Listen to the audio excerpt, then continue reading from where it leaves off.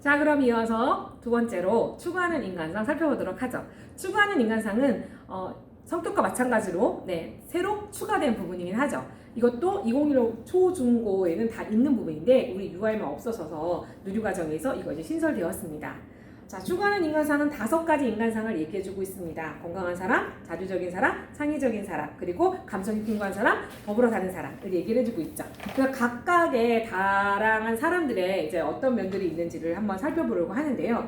여기서 1번에 건강한 사람이 1번으로 온 이유를 유아기의 특성상 몸으로 가장 활발히 놀고 몸으로 배우는 시기이기 때문에 건강한 사람이 1번으로 왔다라는 설명들이 앞에서 있었어요. 초중학교는 그렇지 않다는 거죠. 그래서 1번이 왜 건강한 사람이라는 거는 유아기의 고유한 특성을 이 5가지 인간상에도 녹여냈다라는 점을 볼 수 있습니다. 자, 건강한 사람 1번 보겠습니다. 건강한 사람은 뭘 뜻하냐? 뭐가 건강해야 될까요? 당연히 몸과 마음이 둘 다 건강해야 되겠죠. 그래서 몸과 마음이 고루 발달하고 스스로 건강함을 유지합니다. 전 누가 부모님이 교사가 억지로 하는 게 아니라 스스로 건강하게 하기 위해서 어떻게 해야 되죠? 안전하게 생활해야 되고 영양도 골고루 먹어야 되겠고 규칙적인 운동을 해야 된다는 거죠. 그래서 이 모든 것을 합해서 신체, 운동, 건강 영역에서 다루는 거죠. 왜? 건강한 사람을 기르고 싶으니까. 그래서 건강한 사람을 기르기 위해서 3가지 안전, 영양, 그리고 동작 교육 이것을 시키게 된다는 것이죠. 자, 그 다음에 두 번째 자주적인 사람입니다. 자주적인 사람은 자신을 잘 알고 존중하며 자신감을 가지고 스스로 할 수 있는 일을 주도적으로 해나가는 사람입니다. 자, 주도적 하니까 에릭슨이 생각나죠? 그래서 주도성도 저희 시험에서 주도성을 굉장히 이렇게 노출하는 시험 문제들이 많이 나옵니다.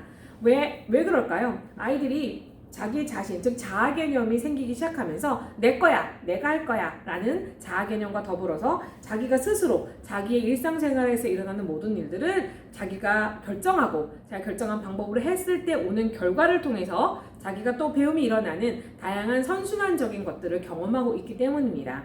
그래서 자주적인 사람은 선생님께서 어떻게 해야 되냐고 했냐면 아이들이 스스로 하고 싶은 놀이를 선택하게 해주는 것. 그래서 이전에는 자유선택 놀이라는 것을 굉장히 강조했기 때문에 그것이 아이들의 주도성을 이끌어준다고 생각했었는데 2019에서 그것을 조금 더 셀렉트가 아니라 프리플레이라고 얘기하고 있죠. 프리셀렉트 플레이가 아니라 그냥 프리플레이, 셀렉트가 아니라는 거예요. 선생님이 몇 가지 준비해준 영역 중에서 셀렉트하는 게 아니라 처음부터 끝까지 모두 프리로 아이들이 다 결정할 수 있는 진정한 자유놀이를 2019에서 강조하고 있는 것이죠. 이렇게 자기가 주도하는 과정 안에서 적극적으로 놀이하면 그 놀이에 참여 가운데서 아이들의 지금 자주적인 사람의 형상과 인간상이 만들어질 거다라고 얘기를 한다는 것입니다.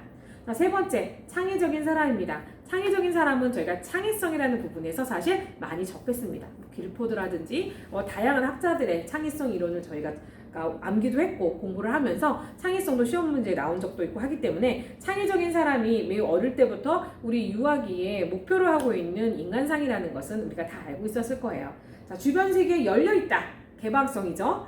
호기심이 많다. 아이들은 태어날 때부터 호기심을 갖고 태어난다고 보고 있어요. 그리고 자기만의 방식으로 상상하고 느끼고 표현하고 탐구하는 가운데 아주 새롭고 독창적인 생각, 즉 창의적인 생각을 한다는 것이죠. 그래서 이런 창의적인 생각을 하는 사람을 만들어내서 저희 나라를 이끌어갈 수 있는 훌륭한 인재를 만들고 싶은 거잖아요. 그래서 선생님이 아이들의 호기심을 나타낼 때마다 그때 그 호기심을 유지시키고 확장시키는 것을 자연탐구 영역에서 강조하고 있잖아요. 그래서 우리가 그 부분을 구성주의 입장에서 배우게 되는 거죠.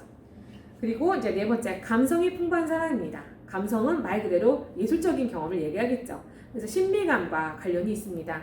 예술을 사랑하고 존중하며 자신을 둘러싼 우리 일반 세상, 즉 자연 세계에서의 경이감.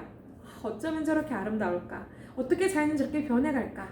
감탄스러운 그런 경이감, 그런 것들을 느끼면서 즐길 수 있는 풍부한 문화적 감수성을 말합니다. 즉 아이들은 문화적 감수성을 스스로 느낄 수도 있지만 교사가 미술적 요소, 음악적 요소, 즉 아이들에게 발문을 통해서 아이들이 거기에 주의 집중해서 그 요소를 경험하게 할 때 아이들은 충분히 예술적인 경험을 통해서 그것이 자기가 이해되고 표현되고 감상으로 나올 수 있도록 다양하게 하시는 것, 그것을 예술 경험에서 교사의 역할이라고 할 수 있겠습니다.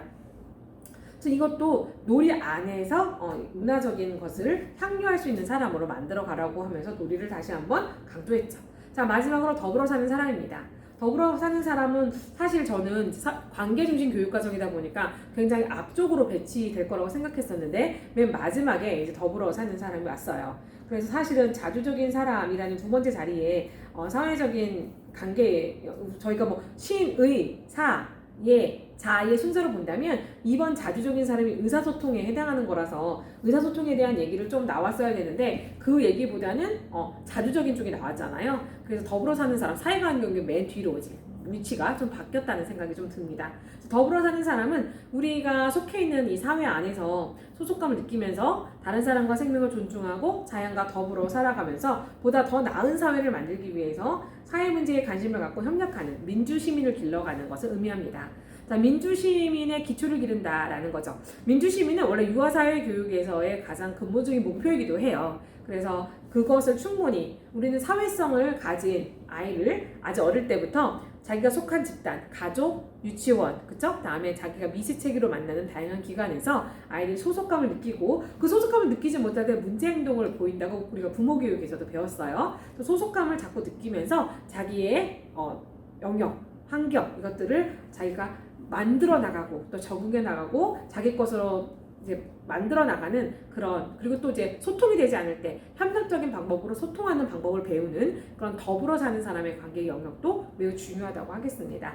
그래서 이렇게 5가지에 대한 사람들의 추구하는 인간상을 보여주면서 각각의 설명들이 달려져 있는데요. 그것은 여러분이 충분히 한번 읽어보시면 아실 수 있는 내용이니까 자, 이렇게 5가지 인간상에 대해서 한번 쭉 읽어보시고 암기하셔야 되겠죠. 명칭 암기하시면 됩니다. 네, 자 그럼 여기까지 살펴보고 다음에 목적과 목표로 넘어가 보도록 하겠습니다.